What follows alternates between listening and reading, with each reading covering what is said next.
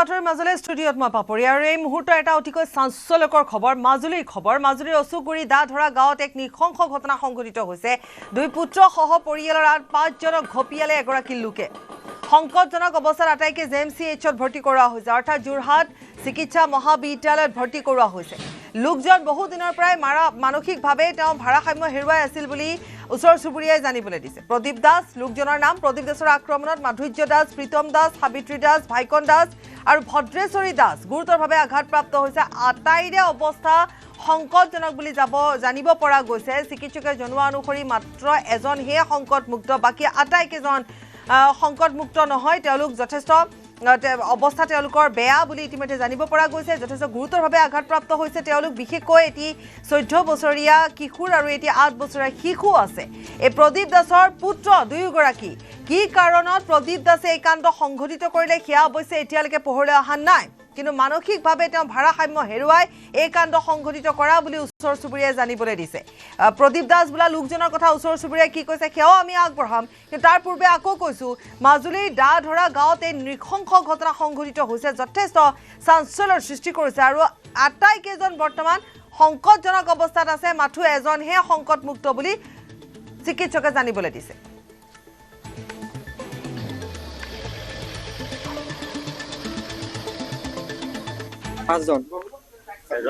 কাটিছে বুলি কৈছে বাপেকে, বাচ্চাকেইটা বাপেকে কাটিছে, তাৰপৰা বাকীকেইটা বাপেকে কাটিছে। প্ৰদীপ দাস ইভাগে ঘৰত লেখাই দাস যোৰহাটলৈ পঠিয়াইছে গোটেই কেইজনকে। একচুৱেলি তেওঁ মানসিক বিকৃতিয়ে হৈছে, হয়তো মানসিক বিকৃতি হোৱা হেনে পায়। তেওঁ 5জন মানুহক নিজৰ পৰিয়ালকে, নিজৰ সন্তান দুটা আছে, মামীয়েক আছে, বৌয়েক আছে, এনেকৈ 5জন মানুহক তেওঁ হঠাৎ দাৰে আক্ৰমণ কৰি যথেষ্ট আঘাতপ্ৰাপ্ত কৰিলে। তাৰ মাজত দুজন আপোনাৰ শিশু আছিলে, এজন 14 বছৰীয়া, এজন 8 বছৰীয়া। বহুত ক্ৰিটিকেল অৱস্থা তেওঁলোকৰ, আৰু বাকীকেইজনো মূৰত দুখ পাইছে আৰু বয়সস্থ, কাৰণে তেওঁলোকক যোৰহাটলৈ ৰেফাৰ কৰি দিছোঁ। আৰু এজনক বাদ দি গোটেইকেইজন চিৰিয়াছ বুলিয়ে ক'ব পাৰিব। ক্ৰিটিকেল গোটেইকেইজনে, আৰু বাচ্চাকেইজনটো একেবাৰে ক্ৰিটিকেল, আৰু অক্সিজেন আৰু চেলাইন দি পঠোৱা হৈছে। ইমান সন্মান ডবল নগা দা এখন আছে, তাৰ কপিদা এইখন আমাৰ মাজুলীত চলা নাই আৰু সেই দাখন লৈ সি ঘূৰি ফুৰে। তেতিয়া মই এদিন তাক সুধিলোঁ, তই দাখন লৈ কেলৈ ঘূৰি ফুৰ? বোলে দাস দাত তই বোলে গম নাপাওঁ, এই দাখন বোলে মোৰ নিজৰ ককাই ভাই। মোক তেনেকৈ ক'লে, বোলে এই দাখন বোলে মোৰ নিজৰ ককাই ভাই। মই বোলো হ'লেও তই এখন দা আমাৰ মাজুলীত নচলে, এই দাখন তই নগা দা ইয়াত লৈ নুফুৰিবি। আজি কেইদিনমানৰ পৰা সি উল্টা পুল্টাকে মানুহটো ঘূৰি আছে, মোক বুজানো। তাক সুধিলোঁ, তই কিয় এনেকৈ ফুৰিছ? দাস দা বোলে মোৰ অকণমান মনটো বোলে উগুল টুগুল লাগিছে, মই নিজেই বুজাব পৰা নাই। সেইখিনি গুচি গ'ল, সেইখিনি আমি একো নাজানো। যোৱা পাছত আমিতো গাঁৱৰ গোট জ্ঞাতি চব আছে, আমাৰ দা ধৰাত এনেকুৱা জীৱনত কেছ হোৱাই নাই। আৰু ইফালে কোকৰাঝাৰৰ মানসিকভাৱে বিকাৰগ্ৰস্ত হিন্দু যুৱতীক ধৰ্ষণকাৰী ৰফিকুল ইছলামক এনকাউণ্টাৰ। আহত ৰফিকুলক কোকৰাঝাৰৰ RNB অসামৰিক চিকিৎসালয়ত ভৰ্তি কৰোৱা হৈছে। এনকাউণ্টাৰত আহত ৰফিকুলক উন্নত চিকিৎসাৰ বাবে কোকৰাঝাৰ মেডিকেললৈ পঠিওৱা হৈছে। আৰক্ষীয়ে কোকৰাঝাৰলৈ আনি থকাৰ সময়তে পলাবলৈ চেষ্টা কৰিছিল ৰফিকুলে। সেই সময়ছোৱাতে আৰক্ষীয়ে গুলীচালনা কৰে। বাওঁ ভৰিত আঘাতপ্ৰাপ্ত হৈ বৰ্তমান চিকিৎসাধীন অৱস্থাত আছে।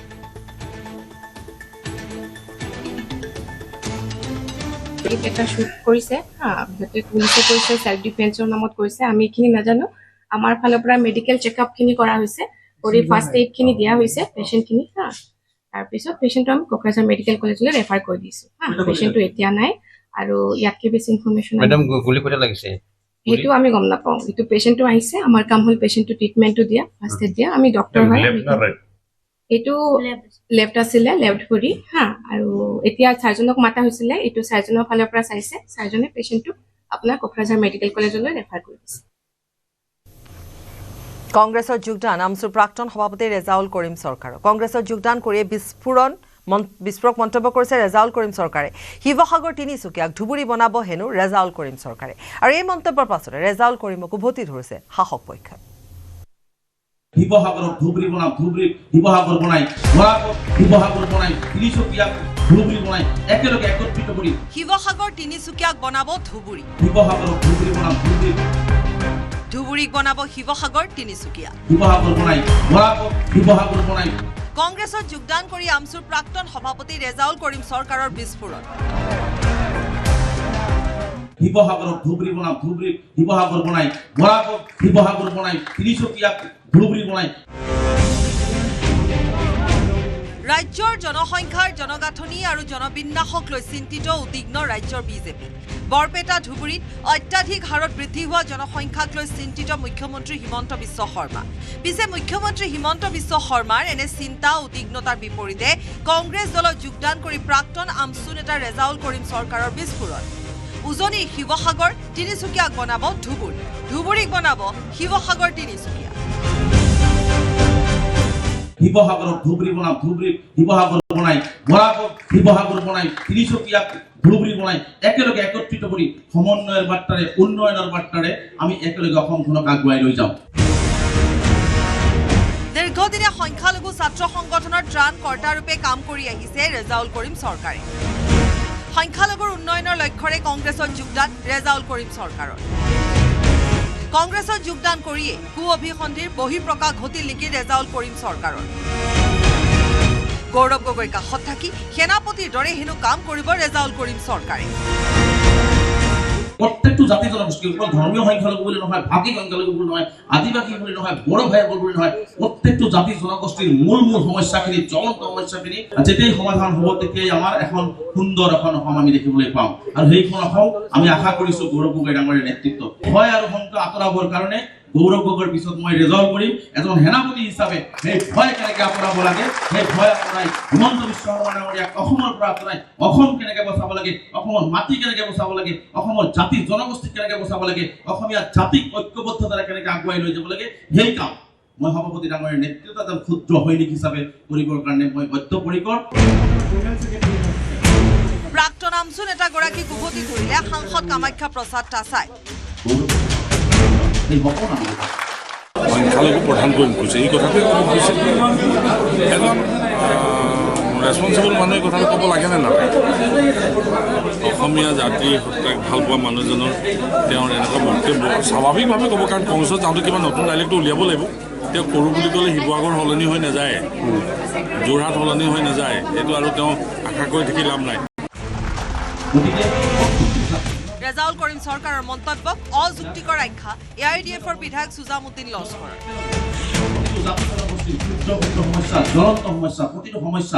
আমি ইয়াত উপস্থাপন কৰি শিৱসাগৰ ধুবুৰী বানাব এইটো এনেকা বানাব কথা কৈ আছে আপোনালোকে চাওক আমাৰ অসমত এতিয়া ডেলিমিটেশ্যনৰ পাছত মাইনৰিটি সিট কেইটা আছে মাইনৰিটি সিট টোটেল 22 বনাব পাৰিব চৰকাৰ বনাব আৰু কেনেকা এই আমি একত্ৰিত আছোঁ আমি বৰাকবেলিৰ মানুহ শান্তিপ্ৰিয় মানুহ আমাৰ বৰাকত এইবিলাক কথা নচলে উল্লেখযোগ্য যে প্ৰদেশ কংগ্ৰেছৰ সভাপতি গৌৰৱ গগৈৰ উপস্থিতিত মানৱেন্দ্ৰ শৰ্মা কমপ্লেক্সত অনুষ্ঠিত হৈছিল এই যোগদান পৰ্ব প্ৰাক্তন আমছু নেতাগৰাকীৰ লগতে যোগদান কৰে অন্য বহুকেইজন অৰাজনৈতিক দলৰ নেতাকৰ্মীয়ে এতিয়া যোগদান কৰিয়ে বিস্ফোৰক মন্তব্য কৰা ৰেজাউল কৰিমৰ বিৰুদ্ধে সৰব হৈ পৰিছে শাসক পক্ষৰ নেতা হোজাইৰ পৰা প্ৰণৱ শৰ্মাৰ সহযোগত বলেন ভট্টাচাৰ্যৰ report news 18 Assam north east শিৱসাগৰক ধুবুৰী বনাম ধুবুৰী শিৱসাগৰ বনাই বৰাকক শিৱসাগৰ বনাই তিনিচুকীয়াক ধুবুৰী বনাই একেলগে একত্ৰিত কৰি সমন্বয়ৰ বাৰ্তাৰে উন্নয়নৰ বাৰ্তাৰে আমি একেলগে অসমখনক আগুৱাই লৈ যাম কংগ্ৰেছত যোগদান কৰা ৰেজাউল কৰিম চৰকাৰৰ মন্তব্যক নিন্দনীয় আখ্যা মুখ্যমন্ত্ৰী হিমন্ত বিশ্ব শৰ্মাৰ শিৱসাগৰ তিনিচুকীয়াটো মিয়া লোকক নিব নেকি বুলি প্ৰশ্ন মুখ্যমন্ত্ৰী আজি কংগ্ৰেছ দলৰ যি তথাকথিত যোগদান কাৰ্যসূচী হৈছিল তাত এটা অতিকে গুৰুত্বপূৰ্ণ নিন্দনীয় কথা কোৱা হৈছিলে যে আমি ধুবুৰীক শিৱসাগৰক তিনিচুকীয়াক আমি ধুবুৰী বনাম মানে কি তাৰমানে শিৱসাগৰ আৰু তিনিচুকীয়ালৈও আমি বাংলাদেশী আনিম যেনেকৈ আমি ধুবুৰীত আমি হিন্দুসকলক সংখ্যালঘিষ্ঠ কৰিলোঁ বৰপেটাত কৰিলোঁ বা আমি বঙাইগাঁৱত কৰিলোঁ বা আমি আমাৰ গোৱালপাৰাত কৰিলোঁ তেনেকৈ আমি শিৱসাগৰ আৰু তিনিচুকীয়াকো কৰিম শিৱসাগৰ তিনিচুকীয়া বুলি ক'লে লগত ডিব্ৰুগড় চৰাইদেউতো যোগ হৈয়ে গ'ল এনেকুৱা ধৰণৰ কথা যেতিয়া ক'লে তেতিয়া মই ৰেজাউল কৰিমক মই সমালোচনা নকৰোঁ, কাৰণ মই অসমীয়া, মইতো সকলোতে অসমীয়া থকাটোৱে বিচাৰিম। মই বাংলাদেশী মিয়া, মইতো বিচাৰিম সকলোতে বাংলাদেশী মিয়া হওক। কিন্তু গৌৰৱ গগৈয়ে লগে লগে থিয় হৈ ক'ব লাগিছিল যে আপুনি এনেকুৱা কথা কিয় কৈছে। মই শিৱসাগৰৰ MP, শিৱসাগৰ হৈ থাকিব। এই কথাষাৰ তেওঁ স্পষ্টভাৱে ক'ব পাৰিব লাগিছিলে যে শিৱসাগৰ হৈ থাকিব, তিনিচুকীয়া হৈ থাকিব, পাৰিলে ধুবুৰীখনতো আমি অসমীয়া কৰিম। বাৰু ধুবুৰীখনৰ কথা তেওঁ নকওঁকে, কিন্তু অন্তত শিৱসাগৰক ধুবুৰীখনক শিৱসাগৰত ধুবুৰী কৰিম বুলি কওঁতে তেওঁ লগে লগে উত্তৰ দিব লাগিছিল যে কোন দিশৰ পৰা ধুবুৰী কৰিবা, বাংলাদেশী মিয়াৰ পৰা নে আন কিবাৰ পৰা।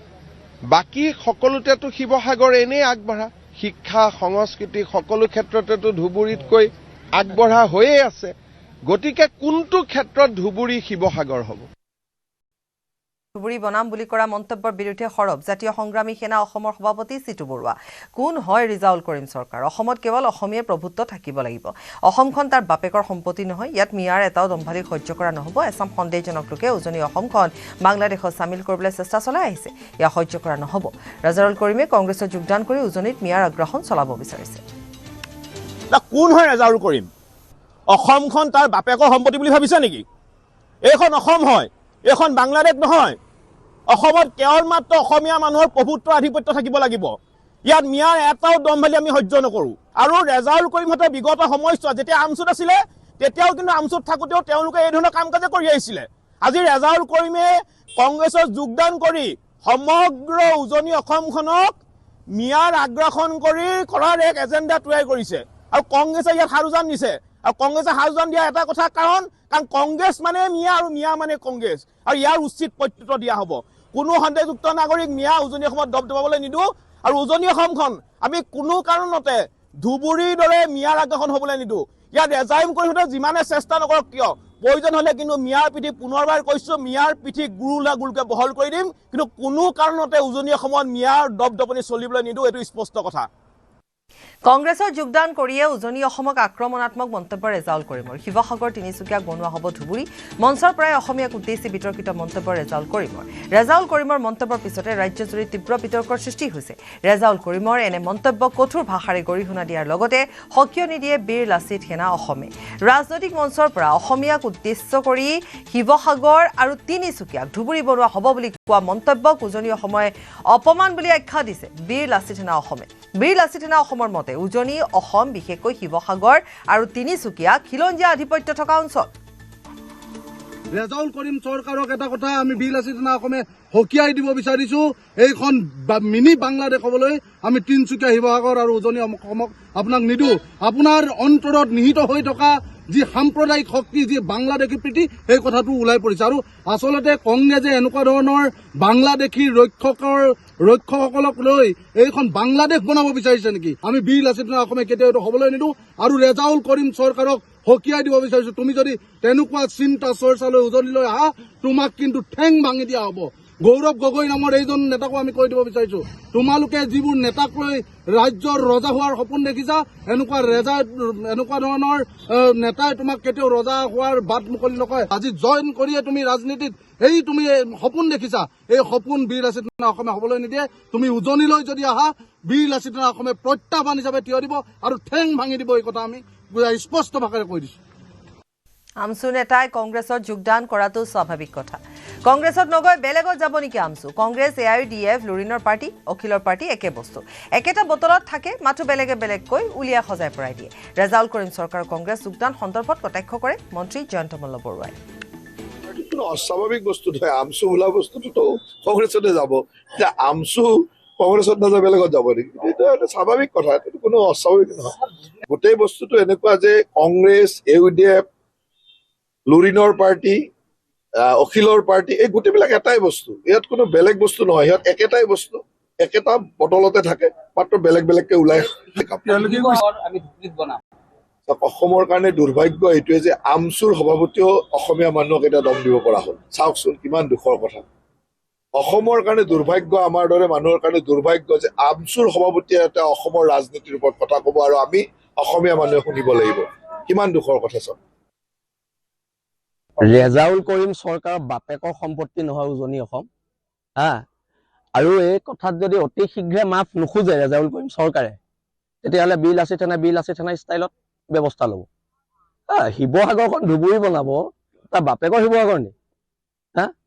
এই কথা বতৰাবোৰ নচলিব। কাক ধমকি দিছে সি হা? এইফালে আমাৰ মানে খিলঞ্জীয়া মানুহবিলাক এনেই জীয়াই আছো আমি, ৰেজাউল কৰিম চৰকাৰ ধমকি খাবলৈ জীয়াই আছো হা? এজন বংগমূলীয় মানুহৰ ধমকি খাবলৈ ইয়াত খিলঞ্জীয়া মানুহবোৰ জীয়াই আছে হা? যদি যুঁজ লাগো বুলি কৈছ চিধা চিধি ক'ব লাগে। উজনি অসমৰ মানুহতো বহি নাথাকিব নহয়। যদি লাগো বুলি কৈছ চিধা চিধি ক'লেই হয় কথা বতৰাবিলাক। ক'ত যোগদান কৰিছে সেইটো কথা আমাৰ কাৰণে মেটাৰ নকৰে, কিন্তু যদি কোনোবা ৰাজনৈতিক দলৰ সভাত কৈছে সেই ৰাজনৈতিক দলটোৱে ৰাজহুৱাভাৱে ক্ষমা খুজিব লাগিব, তেওঁক বহিষ্কাৰ কৰিব লাগিব, নহ'লে এইটো এখন বেলেগ হ'ব। আৰু সাংসদ তথা অসম প্ৰদেশ কমিটিৰ সভাপতি গৌৰৱ গগৈ মুখৰ কথাই উত্তাল কৰিছে অসমৰ ৰাজনীতি। ভাষণৰ মাজতে হিমন্ত বিশ্ব শৰ্মাৰ সমালোচনাত মুখৰ গৌৰৱ গগৈ। যোগদান সভাত পিতৃৰ পদাংক অনুসৰণ কৰি প্ৰশ্ন গৌৰৱ গগৈ। IMDTৰ সমৰ্থক বদৰুদ্দিনক উদ্দেশ্যি পিতৃয়ে কৈছিল, হু ইজ বদৰুদ্দিন আজমল? উচ্ছেদৰ বিৰোধিতাৰে পুত্ৰ গৌৰৱে কৈছে, who is Himanta Biswa Sarma? Who is Himanta Biswa Sarma? ৰাজ্যত নিৰ্বাচনৰ দিন চমুচাপি অহাৰ লগে লগেই বাঢ়িছে নেতাৰ বাকযুদ্ধ। মানৱেন্দ্ৰ শৰ্মা চৌহদত কংগ্ৰেছৰ যোগদান সভা পাতি অসম প্ৰদেশ কংগ্ৰেছ কমিটিৰ সভাপতি তথা সাংসদ গৌৰৱ গগৈয়ে প্ৰসংগ উত্থাপন কৰিলে প্ৰয়াত মুখ্যমন্ত্ৰী পিতৃৰ। প্ৰয়াত তৰুণ গগৈদেৱে কৈছিল AIUDFৰ দলৰ নেতাৰ নাম লৈ হু ইজ তেওঁ কৈছিলে, যথেষ্ট সেই সময়ত মানুহৰ হৃদয়ক চুই গৈছে। আপোনালোকে চাব, যিদিন ৰাইজ অসমৰ জনসাধাৰণ একত্ৰিত হ'ব, ভয়ৰ বিৰুদ্ধে থিয় দিব, চিণ্ডিকেটৰ ৰাজনীতিৰ বিৰুদ্ধে থিয় দিব, অসমৰ ৰাইজে ক'ব হু ইজ হিমন্ত বিশ্ব শৰ্মা। কংগ্ৰেছী ৰেজাউলক কাষত বহুৱাই গৌৰৱে মুখ্যমন্ত্ৰীয়ে কৰা উচ্ছেদ অভিযানৰ কৰিলে কঠোৰ সমালোচনা। চৰকাৰে নিৰ্দিষ্ট সম্প্ৰদায়ক লক্ষ্য কৰি লোৱাৰ অভিযোগ সাংসদ গৌৰৱৰ। এই প্ৰসংগতে মুখ্যমন্ত্ৰীক সমালোচনা কৰি গৌৰৱ গগৈৰ মন্তব্য, হু ইজ হিমন্ত বিশ্ব শৰ্মা? মাত্ৰ এটা বিশেষ ধৰ্ম টাৰ্গেট কৰি যদি উচ্ছেদ কৰা গৈছে, সেইটো উচ্ছেদ নহয়, সেইটো নিৰ্বাচনী ৰাজনীতি কৰিব। এয়া নিৰ্বাচনী ৰাজনীতি। মাত্ৰ সমাজ এটা বিশেষ ধৰ্মক টাৰ্গেট কৰি মাত্ৰ একটা বাছি বাছি যদি উচ্ছেদ কৰা গৈছে, তেতিয়া সেয়া হ'ল হিমন্ত বিশ্ব শৰ্মা ডাঙৰীয়া নিৰ্বাচনী ৰাজনীতি। উদ্যত্ত ভাষণৰ মাজতে আজান শুনি সাময়িকভাৱে ভাষণ বন্ধ ৰাখিলে গৌৰৱ গগৈ। আজি আমি জাতি বচাব লাগিব।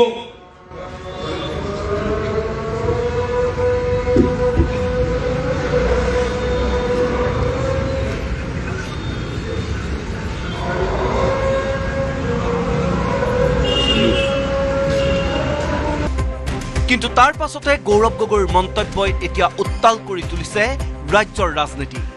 গৌৰৱৰ মন্তব্যৰ প্ৰতিক্ৰিয়া স্বৰূপে বিজেপি বিধায়ক সুশান্ত বৰগোহাঁইৰ কটাক্ষ, যাক দেউতাকে বেয়া পাইছিল তাকে বুকুৰাপোন কৰিছে গৌৰৱে। হু ইজ হিমন্তৰ সলনি গৌৰৱে হু ইজ বদৰুদ্দিন ক'ব লাগিছিল। যিসকলে বদৰুদ্দিন নাম আখ্যাৰে যিসকল আছিলে, সেইসকলক তেওঁলোকে আজি নিজৰ বুকুৰ কুটুম কৰিছে। দেউতাকৰ কথাই দেউতাকে যাক এটেক কৰিছিলে বুকুৰ কুটুম কৰিছে, আৰু যি অসমীয়া অস্তিত্ব ৰক্ষাৰ কাৰণে সংগ্ৰাম কৰিছে সেইসকলক আজি তেওঁ আক্ৰমণৰ লক্ষ্য কৰিছে। এইটো অতি পৰিতাপৰ বিষয়, অতি দুৰ্ভাগ্যজনক, আৰু ভৱিষ্যত অসমৰ কাৰণে এইটো বিপদজনক। গৌৰৱ গগৈৰ মন্তব্যৰ প্ৰত্যুত্তৰ কমলপুৰৰ বিজেপি বিধায়ক দিগন্ত কলিতাৰো। কলিতাৰ কটাক্ষ, একেখন ট্ৰাম্প কাৰ্ড সদায় নচলে। এখন ট্ৰাম্প কাৰ্ড সদায় নচলে। তৰুণ গগৈৰ সেই ট্ৰাম্প কাৰ্ডখন যদি গৌৰৱ গগৈ চলাম বুলি ভাবিছে, সেই দিন নাই। হু ইজ বদৰুদ্দিন কথাটো সেই যুগত আছিল, আৰু আজি তেওঁ যদি কৈছে হু ইজ হিমন্ত বিশ্ব শৰ্মা, এইজনে হিমন্ত বিশ্ব শৰ্মা, যোনে অসমীয়াৰ মাটি, অসমীয়াৰ জাতি আৰু অসমৰ অধিকাৰ প্ৰাপ্ত কৰিছে। হিমন্ত বিশ্ব শৰ্মাক আঁতৰাব পাৰিলেই শিৱসাগৰক ধুবুৰী কৰাৰ উদ্দেশ্য সফল হ'ব বুলি প্ৰতিক্ৰিয়া প্ৰকাশ কৰি ৰাজ্যিক বিজেপিৰ সাধাৰণ সম্পাদক পল্লৱ লোচন দাসে ক'লে হিমন্ত বিশ্ব শৰ্মাৰ লগত অসমৰ ৰাইজ আছে। অসমৰ ৰাস্তা পদূলিৰ পৰা লৈ অসমীয়া জাতিসত্তা ভাৰতীয় জাতিসত্তাক কেনেকৈ ধৰি ৰাখিব পৰা যায় পৰিশ্ৰম কৰিছে। সেইকাৰণে তেখেতক আঁতৰাই দিব পাৰিলে তেখেতসকলৰ শিৱসাগৰক ধুবুৰী বনোৱাৰ পৰিকল্পনাটো বাস্তৱ হ'ব। এইকাৰণে ডক্টৰ হিমন্ত বিশ্ব শৰ্মাক আক্ৰমণ কৰাটো এটা স্বাভাৱিক। গৌৰৱ গগৈয়ে কিয় হুইজ হিমন্তৰ প্ৰসংগ তুলিলে তাৰ সম্ভাৱ্য কাৰণ দৰ্শালে বিজেপিৰ সাংসদ কামাখ্যা প্ৰসাদ দাসাই। ক'বই আৰু কি নাম কথা হুইজ হিমন্ত তেওঁ চিনি নাপায় নেকি গৌৰৱ গগৈয়ে? গৌৰৱ গগৈক নাকত ধৰি চাকত ঘূৰাই দিয়া মানুহটো হিমন্ত, সেইকাৰণে চাগে হুইজ হিমন্ত বুলি কৈছে। গৌৰৱ গগৈৰ মন্তব্যৰ প্ৰত্যুত্তৰত নগাঁৱৰ বিজেপি নেতা অলকমণি ভট্টাচাৰ্যৰ ওলোটা প্ৰশ্ন, হু ইজ গৌৰৱ গগৈ? হিমন্ত বিশ্ব শৰ্মাৰ এগেইনষ্টত গৌৰৱ গগৈ কথা ক'লে নাচাজেতো। হিমন্ত বিশ্ব শৰ্মাৰ শিৰাই শিৰাই অসমীয়া সংস্কৃতি, অসমীয়া ভাষা, অসমীয়াৰ এটা ভৌগোলিক যিটো পৰিৱেশ তাৰ তেওঁ শিৰাই শিৰাই সোমাইছে। আৰু গৌৰৱ গগৈ সময়ত আছে নেকি? আজি মই কৈছোঁ who is Gaurav Gogoi. Who is Gaurav গগৈক চিনি পায়? নিৰ্বাচন চমু চাপিছে, নেতাৰ কথাৰ কটাকটি বাঢ়িছে, কিন্তু 2026ৰ নিৰ্বাচনত কোনে বাজি মাত কৰে সেয়া হ'ব লক্ষণীয়। Bureau report, news 18, Assam north east. Gaurav Gogoi মুখ্যমন্ত্ৰীক হু ইজ হিমন্ত বিশ্ব শৰ্মা বুলি কোৱা মন্তব্যৰো কিন্তু উচিত প্ৰত্যুত্তৰ দিলে মুখ্যমন্ত্ৰী। হু ইজ হিমন্ত বিশ্ব শৰ্মা কি? মই কৈলাশনাথ শৰ্মাৰ ল'ৰা, মৃণালিনী দেৱীৰ সন্তান, মোৰ আৰু কি আছে? মোক ইমান ডাঙৰ হু ইজ হিমন্ত বিশ্ব শৰ্মা বুলি ইমান ডাঙৰ কোৱাৰ কথাৰ কি দৰকাৰ আছে? মোৰতো দেউতা মাৰ সন্তান, মই এজন সাধাৰণ ল'ৰা, হয় নহয়? গতিকে মোৰ ওপৰত মই ইমান গুৰুত্বপূৰ্ণ মানুহেই নহয় যে অসমীয়া মানে হু ইজ হিমন্ত বুলি ক'ব। হিমন্ত কি হয়? সাধাৰণ অসমীয়া মিডল ক্লাছ ফেমিলিৰ ল'ৰা, তাতে কি আইডেণ্টিটি আছে? কিন্তু জাতিটোৰ আইডেণ্টিটিটো ডাঙৰ, অসমীয়াটো ডাঙৰ। গতিকে এজন অসমীয়া মানুহক হুইজ প্ৰশ্ন কৰা হ'ব নেকি? তাৰমানে মিয়া বদৰুদ্দিন আৰু অসমীয়া হিমন্ত একে হৈ গ'ল। তাৰমানে অসমতে কালি কোনোবাই ক'ব হু ইজ প্ৰদীপ বৰা, এনেকুৱা হ'ব পাৰিব নেকি? তাৰমানে অসমতে অসমীয়া এজনক সুধিব হু ইজ, তাৰমানে অসমীয়াত এতিয়া অসমীয়াকে সোধা হ'ব হু ইজ বুলি। তাৰমানে গৌৰৱ গগৈ মিয়াকটো নুসুধে। দেউতাকে কাক সুধিছিল? Who is Badruddin Ajmal. আজি পুতেকে কাক ক'ব লাগে? হু ইজ ৰেজাউল কৰিম। আজি তেওঁৰ প্ৰশ্নটো কি হ'ব লাগিছিল যে মোৰ দেউতাই কৈছিল হু ইজ বদৰুদ্দিন আজমল, মই কম হু ইজ ৰেজাউল কৰিম, মই কম হু ইজ ৰকিবুল হুছেইন। তেওঁ উল্টাই কি কৈছে? Who is Himanta Biswa Sharma. তাৰমানে এতিয়া অসমীয়াক হু ইজ বুলি কংগ্ৰেছে প্ৰশ্ন কৰিব। देखिए हम कुछ नहीं है, मेरा पिताजी का नाम है कैलाशनाथ शर्मा, माँ का नाम है मृणालिनी देवी। और क्यों मैं हु इज हिमंत बिश्व शर्मा, इतना तकलीफ करने का क्या जरूरत है? गूगल मारने से मिल जाएगा मैं कौन हूँ, घर कहाँ है, स्कूल कहाँ था, कॉलेज में कैसे पढ़ा था। ये पागल है हु इज हिमंत बिश्व शर्मा, पूछने का जरूरत है क्या? সামগ্ৰী অসম গণ পৰিষদৰ নেতা মজিবুৰ ৰহমানক দলৰ পৰা বহিষ্কাৰ কৰা হৈছে। দলৰ নীতি নিয়ম ভংগ কৰাৰ অভিযোগত বহিষ্কাৰ। নগাঁও জিলা অগপৰ সভাপতি মণি মাধৱ মহন্ত বহিষ্কাৰ কৰিলে মজিবুৰ ৰহমানক। দলীয় নীতি নিয়ম অমান্য কৰাৰ বাবে অগপৰ পৰা বহিষ্কাৰ কৰাৰ কথা ৰাজহুৱাভাৱে ঘোষণা কৰিছে মণি মাধৱ মহন্তই। সদায় নিষ্ঠাবান কৰ্মী নেতাৰ স্থান আছে। ইয়াত কেতিয়াও দলৰ নীতিৰ পৰিপন্থী দালালগিৰি কৰা মানুহৰ স্থান আমি এই দলত দিব নোৱাৰো। আজি এই সভাত আমি স্পষ্ট কৰি দিব বিচাৰিছো, কিছুদিন আগত এজন যুৱকে অসম গণ পৰিষদত যোগদান কৰিছিল। তেওঁক আমি দলীয় কোনো দায়িত্ব দিয়া নাছিলো। তেওঁ কৰ্তৃত্বশীলভাৱে দলৰ কথা সংবাদ মাধ্যমত বিভিন্ন জেগাত কথা ক'বলৈ লৈছে। দলৰ কোনো এটা পদবীত তেওঁ নাই, এইটো কথা স্পষ্ট কৰি দিছো। আৰু দলৰ সাধাৰণ সদস্য হিচাপে যি দুটকীয়া সদস্যৰ তেওঁ মেম্বাৰশ্বিপ দিয়া হৈছিল, আজি এই সভাতে সেই মেম্বাৰশ্বিপো তেওঁক কৰ্তন কৰা হ'ল, এই কথাও আজি ঘোষণা কৰি দিছো।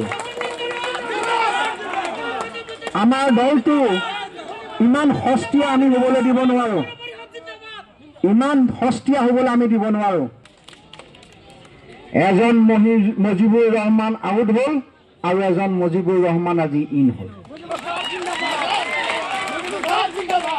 মই টিকেট ডিক্লেয়াৰ কৰা নাই, কিন্তু মই কৈছোঁ যে এজন ভাল মানুহ আজি আমাৰ মাজলৈ আহিছে, কেইবাজনো আহিছে, আৰু এজনক আমি আজি ইয়াৰ পৰাই বিদায় দিছোঁ। তিতাবৰৰ কংগ্ৰেছ বিধায়ক ভাস্কৰ বৰুৱা বিজেপিলৈ আহিব নেকি বুলি সোধা প্ৰশ্নত খুহুতীয়া উত্তৰ দিলে মুখ্যমন্ত্ৰী। ভাস্কৰ বৰুৱা আহিব ইচ্ছা, কিন্তু সাহসটো কম আছে। আহিবতো সদায় ইচ্ছা, সদায় মোৰ লগত ভাল সম্পৰ্ক, কিন্তু এটা কংগ্ৰেছ কৰিলে বহুত দিন, গতিকে পাৰ্টিটো চেঞ্জ কৰিব নিবিচাৰে, কিন্তু তেওঁ ভাল কামক ভাল বুলি কয়। গতিকে মই কোনো সমালোচনা নকৰোঁ। তেওঁ কিবা এটা ভাল কাম হ'লে মেছেজ এটা দিয়ে এইটো ভাল কাম হৈছে বুলি ধন্যবাদ দিয়ে, কিন্তু মই তেওঁৰ লগত পলিটিক্স নাপাতো। কিয়? কাৰণ তেওঁ কংগ্ৰেছ কৰি MLA হৈছে, দুবাৰকৈ MLA হৈছে, আৰু এটা পাৰ্টি চেঞ্জ কৰিবৰ কাৰণে ভালো নাপাব। গতিকে আৰু এইবিলাক বিতৰ্কত কিয় সোমাব লাগে? কংগ্ৰেছ নেতৃত্বাধীন কৰ্ণাটকত কংগ্ৰেছৰ ঋণ নীতি। অসমৰ বিজেপি নেতৃত্বাধীন চৰকাৰে ঋণ লৈ চৰকাৰ চলোৱা বুলি বিৰোধী মন্তব্যৰ পিছতে কংগ্ৰেছ নেতৃত্বাধীন কৰ্ণাটক চৰকাৰক লৈ বিস্ফোৰক অভিযোগ বিত্তমন্ত্ৰী অজন্তা নেওগৰ।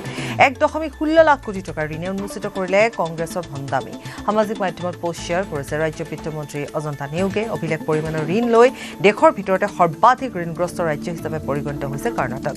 ভুল নীতি, অপব্যয়ী সিদ্ধান্তৰ দীৰ্ঘম্যাদী পৰিকল্পনাৰ অভাৱে কৰ্ণাটকক গভীৰ আৰ্থিক সংকটৰ দিশে ঠেলি দিছে বুলি পোষ্টত উল্লেখ কৰিছে অজন্তা নেওগে। উল্লেখযোগ্য যে দেশৰ সকলো ৰাজ্যই লোৱা ঋণৰ ভিতৰত প্ৰায় 20% ঋণ কেৱল কংগ্ৰেছ শাসিত কৰ্ণাটকে লৈছে। ই এক অভিলেখ, যাক দেশৰ ইতিহাসত 2025 বৰ্ষত সৰ্বাধিক ঋণ লোৱা ৰাজ্য হিচাপে নথিভুক্ত হৈছে।